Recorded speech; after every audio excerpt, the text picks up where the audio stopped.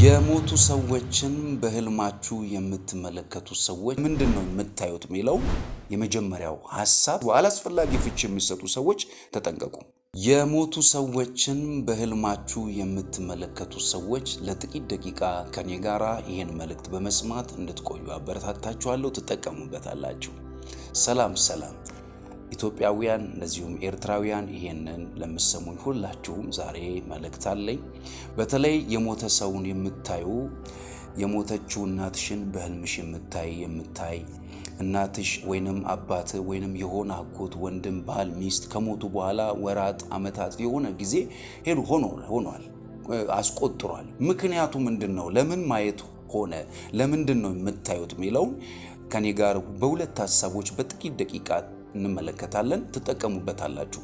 ይህን መልእክት ሰብስክራይብ እንዲሁም ላይክ ሼር በማድረግ ለሌሎች እንድታደርሱና መልእክቱ በየትኛውም ሰዓት ሲለቀቅ ወደ እናንተ ይደርሳል። ተባርካችኋል። ኦኬ፣ ስለዚህ መልእክቴን እንቀጥላለሁ። የመጀመሪያ የሞቱ ሰዎች ፋሚሊ ወይንም ቤተሰብ ላይ ያሉ ሰዎችን ለምንድን ነው የምታየው? ጓደኛህን ከሞተ ቆይቷል ወይንም ደግሞ የሆኑ ሰዎችን ለምንድን ነው ያያችሁ ያላችሁት? እኔ አንዳንድ ጊዜ የሚገርመኝ አንዳንድ ሰዎች በህልም የሞተን ሰው አይተው እነሱም ደግሞ ያዘን ልብስ ለብሰው ሲመለከቱ ምስጋና ነው ሰርግ ነው ብለው የሚፈቱ ሰዎች አሉ። ይሄ ብራዘር አጋንንት ነው እያስፈታ ያለው። የሞተ ሰው አይተ አንተም የሐዘን ልብስ ለብሰ በህልም አይተ ከዛ ደግሞ ወይ ከናትሽ ጋራ የሞተችውን እናትሽን በመንገድ ላይ እየተነጋገርሽ እየሄድሽ እያየሽ ከዛ ጥሩ እንደሆነ የምታስቡ ስለምወዳት ነው ያየዋት እሷም ስለምትወደኝ ይሆናል ያየውት እያልሽ እየተሸወድሽ ነው። ሲስተር፣ የሞት መንፈስ ሊያጠቃሽ ደጅሽ ላይ እየመጣ ነው ያለው። ብራዘር፣ የሆነ የምትወደውን የሆነን ሰው በህልም አይተህ እየተነጋገርክ ወይ ቤት መጥቶ ስለምወደው ነው ጥሩ ነገር ስለነበረ ነው ብረት ነው ብለህ የምታስበው አላስፈላጊ ፍቺ የሚሰጡ ሰዎች ተጠንቀቁ። ዛሬ ላስጠነቅቃችሁ እወዳለሁ። ደግሞ ትክክለኛውን ሐሳብ ልነግራችሁ እወዳለሁ። ለምንድን ነው የሞተ ሰው በህልማችሁ እያያችሁ ያላችሁት? የመጀመሪያው ሐሳብ የሆነ ቁራጭ የሐዘን ቁራጭ እናንተ ትቼዋለሁ ብላችሁ ረስቼዋለሁ ብላችሁ ግን ያልተቆረጠ የሆነ ቁራጭ አለ። የሞት ሐዘን ይሄ የሐዘን ስፒሪት ውስጣችሁ ላይ ቁራጭ ሆኖ የተቀመጣል። እናንተ ኦሬዲ ሐዘኑ የሌለ ነው የመሰላችሁ፣ ግን ያ የሐዘን መንፈሱ ኦሬዲ ከናንተ ፈጽሞ አልተነቀለም። ምክንያቱ እሱ ነው። እንደዚሁም ሜዲቴት ማድረጋችሁ ነው። መጀመሪያው የሐዘን መንፈስና ሜዲቴሽን ስፒሪት ነው። የሐዘንና የሜዲቴሽን ስፒሪት የሞትን መንፈስ ይጠራል። ስለዚህ የምታስቡት የሆነን ሰው የሞተውን ሰው የምትወዱትን ሰው ከሞተ በኋላ አልፏል የምታስቡት ከሆነ እንደገና ደግሞ ያ የሐዘን መንፈስ ከውስጣችሁ ፈጽሞ ካልተነቀለ ይሄ ነገር ወገኖቼ የሞትን መንፈስ ሊጠራ ይችላል። ምን መሆን አለበት? ፈጽሞ ከናንተ ላይ የሐዘን መንፈስ ያንን ሰው ባለማሰብ ወይንም ሜዲቴት ባለማድረግ ውስጥ ነው እናንተ መቀጠል ያለባችሁ። ስለዚህ ሰዎች አንዳንድ ጊዜ እንዳልኳችሁ የሆነ አላስፈላጊ ትርጉሞችን እየሰጧቸው በቃ ስለምወዳት ነው ያየዋት ብለው ኖርማል ወደ ስራ ጥላት ሄዳለች። ወይንም መጸለይ አለበት። እንደው መፍትሄውን በተለይ ነግራችኋለሁ። አብራችሁ ከኔ ጋር እንድትቆዩ አበረታታችኋለሁ። ሁለተኛውንም ሐሳብ እንደዚሁ ልነግራችሁ ወዳለሁ። መጀመሪያ እንዳልኳችሁ የሞተን ሰው ለምንድን ነው በህልማችሁ የምታዩት? የሐዘን መንፈስ ከውስጣችሁ ፈጽሞ አልወጣም ወይንም ደግሞ ያንን ሰው አልፎ አልፎ ታሰላስሉታላችሁ ማለት ነው። ስለዚህ ከዛም የተነሳ ያንን የሞተን ሰው ቤታችሁ ቁጭ ብሎ ከናንተ ጋር ያልጋ ላይ ተኝቶ ወይ ሲጫወት ወይ ስትጨዋወቱ ወይ በመንገድ ስትሄዱ አብራችሁ ስትጓዙ ታያላችሁ። ይሄ ጥሩ መንፈስ አይደለም። እንዳልኳችሁ አንዳንድ ሰዎች የሚሰጡት ፍቺ አለ። ምስጋና ነው፣ እንትን ነው፣ ደስታ ነው፣ ሰርግ ነው ወይ የሆነ ነገር ነው ብሎ ይጠብቃል። ፍቺው ይሄ ነው ይላሉ። ብራዘር፣ ፍቺው እሱ አይደለም። የሞት መንፈስ ወደ አንተ እየተላከ ነው፣ ወደ አንቺ እየተላከ ነው እያለሽ ነው። አላርም እየሰጣችሁ ነው ያለው። ስለዚህ ጥንቃቄ አድርጉ። መፍትሄው ምንድነው? ከጥቂት ደቂቃ በኋላ መፍትሄውን እነግራችኋለሁ። በሁለተኛ ደረጃ የምነግራችሁ ይሄ የሙታን መንፈስ ምንድነው? ለምንድን ነው በህልማችሁ የሞተ ሰው የምታዩት ካልን፣ ሁለተኛው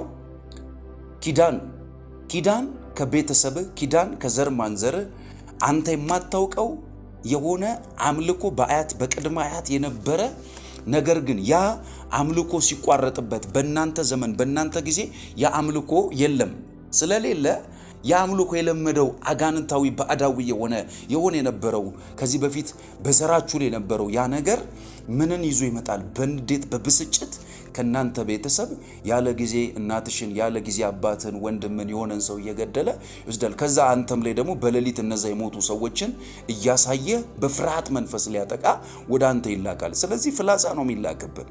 ምን ሊሆን የሞት መንፈስ አሁንም አንተን እየተከታተለ ነው፣ አንቺን እየተከታተለሽ ነው እያለ።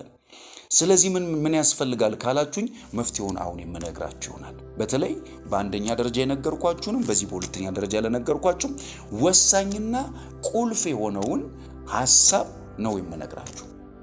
እግዚአብሔር የተመሰገነ ይሁን። ስለዚህ የሞተን ሰው በህልማችሁ የምታዩ እንደ ጌም የምታስቡት የሆነ መደበሪያ ወይ ደግሞ ስለምትወዷትና ስለምትወዱት ብቻ እንደሆነ የምትቆጥሩ አላስፈላጊ ደግሞ ፍቺ ሰጣችሁት እንዳልኳችሁ በቃ በዓል ነው፣ ምስጋና ነው፣ ሰርግ ነው ብላችሁ የምትወስዱ ተጠንቀቁ። ይሄ የሞተ ሰው በህልም ማየት መጥፎ የሆነ ባንተ ቤት ላይ ባንተ ህይወት ላይ በነገሮቻችሁ ላይ እያነጣጠረ ያለ የጠላት የሆነ ፍላጻ አለ ማለት ነው። ስለዚህ በመጀመሪያ የሐዘንና ያንን ሰው በማሰብ ነው። ምክንያቱ ብያችኋለሁ፣ የሞት መንፈስ ወደ እናንተ የሚመጣው ወይንም ደግሞ ያ የሞተን ሰው በህልማችሁ የምታዩበት መንገድ ሐዘን ከውስጣችሁ ፈጽሞ አልጠፋም ወይንም ያንን ሰው ስለምታስቡት ነው ብያችኋለሁ፣ የሞተውን ሰው ማለት ነው። በሁለተኛ ደረጃ ደግሞ እንዳልኳችሁ ይሄ የሞተን ሰው በህልም ማየት ምክንያቱ ምንድነው? እንዳልኳችሁ ኪዳን የሆነ አምልኮ ከዚህ ቀደም እናንተ የማታውቁት በዘር ማንዘራችሁ ላይ የነበረ አምልኮ ወነ የሚሰዋለት የሚደረግ የሆነ የመናፍስት ሲስተሞች ነበሩ ማለት ነው። ና ያ አምልኮ የነበረውን ሲሰዋለት የነበረው ሲቋረጥበት በእናንተ ቤት በእናንተ ቤተሰብ ሰዎችን ያለ ጊዜ ያጠፋ ያን የሞተን ሰው ደግሞ አሁንም አንቺ እያየሽ ከዛ በኋላ እናትሽን አባት ወይ አጎት አክስት ወይ ባል የሆነ ሰው በምታዩ ሰዓት ላይ የናንተን የሆነ ጄነሬሽን ማጥፋት የሚፈልግ የሞት መንፈስ ነው ወደ እናንተ እየተወረወረ ያለው። ለነዚህ ለሁለቱ ቁልፍ ሐሳብ ምንድነው ካላችሁኝ እነግራችኋለሁ። ጌታ ኢየሱስ እንደዚህ ያለ መፍትሄውን በደም ስጉኛው። ጌታ ኢየሱስ እንደዚህ ያለ አንድ ጊዜ ደቀ መዛሙርቱ አጋንንት አልወጣ ሲላቸው አንድ ሚስጥር ነው የምናየው። አጋንንት አልወጣ ሲላቸው ኢየሱስ እንደዚህ ያለ ለምንድን ነው እኛ ያላወጣ ነው አንተ እንዴት አወጣ አላቸው። በጣም አንድ ቁልፍ ሐሳብ ተናግሯል። ይህ አይነቱ ግን ምን በጾምና በጸሎት ካልሆነ አይወጣም ማለት አየህ። ይሄ በህልም የምታየው የሞት መንፈስ በህልምሽ የምታዩ የሆነ የሞተን ሰው የምታየው ነገር የሚረብሽሽ ነገር ከህይወትሽ እንዲቆረጥ ከህይወታችሁ ላይ እንዲወድቅ ከናንተ ላይ ፈጽሞ እንዲጠፋ ከፈለጋችሁ በጾምና በጸሎት በእግዚአብሔር ፊት መሆን ይጠይቃል። ለምንድን ነው ይሄን ያልኳችሁ? አንዳንድ ነገሮች ጾምና ጸሎት ይፈልጋሉ። እናንተን ተከታታይ የሚከታተላችሁ የሆነ ነገር በተለይ አሁን ስለ ህልም ነው እየነገርኳችሁ ያሉት። በህልማችሁ አልፎ አልፎ የሞተን ሰው የምታዩ ሰዎች ምንድነው ሚስጥሩ? እንዴት ሊጠፋ ይችላል? ምክንያቶቹን አይተናል በሁለት አቅጣጫ። ስለዚህ ይሄ እንዴት ሊጠፋ ይችላል ካላችሁኝ ይህ አይነቱ በጾምና በጸሎት ካልሆነ አይወጣም እንዳለው ኢየሱስ ይህ አይነቱ ጾምና ጸሎት ይፈልጋል ማለት ነው። ስለዚህ ምን ያስፈልጋል? መጾምና መጸለይ ያስፈልጋችኋል ማለት ነው። መጾም መጸለይ አለባችሁ። አባቶይ ከኔ ዘመን በኋላ አሁን ከዚህ ካለውበት ከኔ ትውልድ በኋላ ይሄ የሞት መንፈስ አይቀጥልም። አምልኮ ለምዶ ኪዳን ለምዶ የመጣ በሐዘን እያጠቃ ትውልዱን ያለ ጊዜ የሚገል መንፈስ በሌሊት እየተገለጠ ደግሞ እኔንም የሚከታተለኝ የሞት መንፈስ አይቀጥልም ብላችሁ በእግዚአብሔር ፊት በጾምና በጸሎት መትጋት አለባችሁ። በዚያን ጊዜ ፈጽሞ ይነቀላል። ቁልፉ ይሄ ነው። በዚህ መልእክት እንደተጠቀማችሁ አምናለሁ። ምናልባት ያያችሁትንም ህልም ከታች በመጻፍ እንደዚሁም በቀጣይ ደግሞ እንድቀጥልበት አብራችሁኝ ደግሞ በዚህ መልእክት የተባረካችሁና የቆያችሁ ሰዎች ሰብስክራይብ እና ሼር፣ ላይክ፣ ኮሜንት በማድረግ ከታች ደግሞ ያያችሁትንም ህልም በመግለጽ እንደዚሁም ደግሞ በቀጣይ እንሰራላችሁ የምትፈልጉ ሰዎች በቀጣይ ይቀጥል ብላችሁ ከታች በኮሜንት ጻፉልኝ። ሰብስክራይብ፣ ላይክ፣ ሼር ማድረጋችሁን እንዳትረሱ። ተባርካችኋል። ሻሎም